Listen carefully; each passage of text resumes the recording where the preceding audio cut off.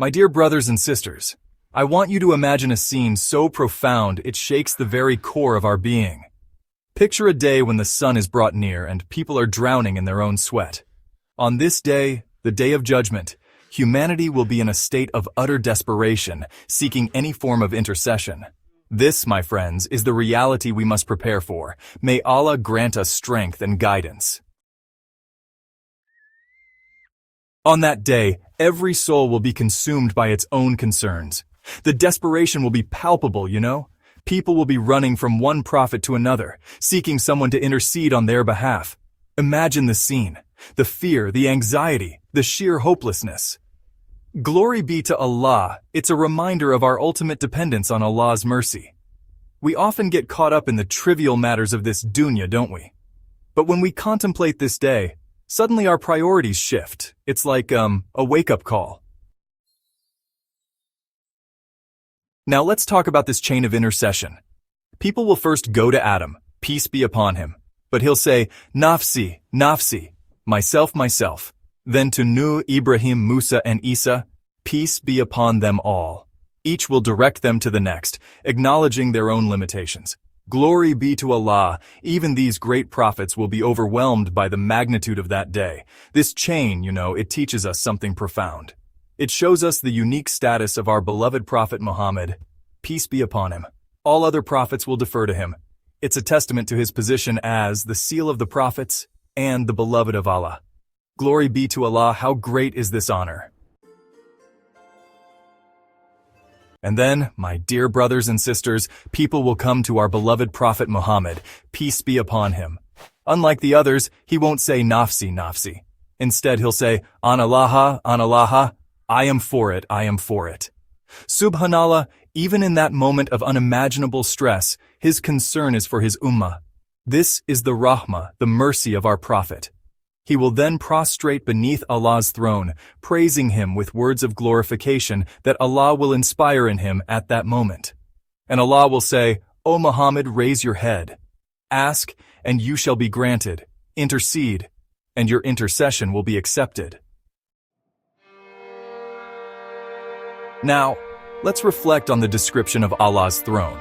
The Prophet, peace be upon him, said that the Kursi, the footstool of Allah, is like, the 7 heavens and the 7 earths in comparison to a ring thrown in a desert. Can you even begin to fathom that magnitude? It's beyond our comprehension, isn't it? And the Arsh, the throne itself, it's even greater than the Kursi. Glory be to Allah, it's a reminder of Allah's greatness and our own insignificance. Yet despite His majesty, Allah is closer to us than our jugular vein. This paradox of Allah's greatness, His curb, and His closeness to us is something we should constantly ponder. It should fill our hearts with both awe and love for our Creator. Let's talk about Al-Kawthar, the Prophet's fountain. Our beloved Prophet described it as being whiter than milk and sweeter than honey. Its vessels are as numerous as the stars in the sky. Glory be to Allah. Can you imagine such a sight? This fountain is a gift from Allah to our Prophet and his Ummah. But listen carefully, my dear brothers and sisters. Not everyone will be allowed to drink from it. The Prophet warned that some people will be driven away from it. Who are these people? They're the ones who changed and innovated in the religion after the Prophet. O Allah, do not make us among them.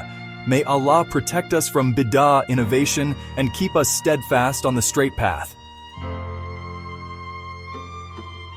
Now, let me share with you a fascinating narration. Abu Hurairah, may Allah be pleased with him, had a dream where he saw himself and the Prophet near Al-Kawthar. The Prophet asked him, "What's this noise?" And Abu Hurairah saw people being driven away. The Prophet explained that these were the people who turned back on their heels after him. Glory be to Allah, what a warning this is for us. It should make us vigilant about our actions and our adherence to the Sunnah. My dear brothers and sisters, this brings us to a crucial point, the importance of ittiba as Sunnah, following the Sunnah, of preserving the teachings of our beloved Prophet, peace be upon him. We must be vigilant against innovations in our religion. The Prophet warned us about this, didn't he? He said, every innovation is misguidance, and every misguidance leads to the fire. May Allah protect us and guide us to what pleases Him. As we conclude, let's reflect on what we've discussed. The Day of Judgment, the Prophet's intercession, Allah's magnificent throne, and the fountain of Al-Kawthar. These are not just stories, my dear brothers and sisters. They are realities that we must prepare for. Let us strive to follow the Sunnah, to purify our hearts, and to seek Allah's pleasure in everything we do. May Allah grant us the Shafa'ah, the intercession of our beloved Prophet, and allow us to drink from his fountain on that day. May Allah Almighty accept our prayers.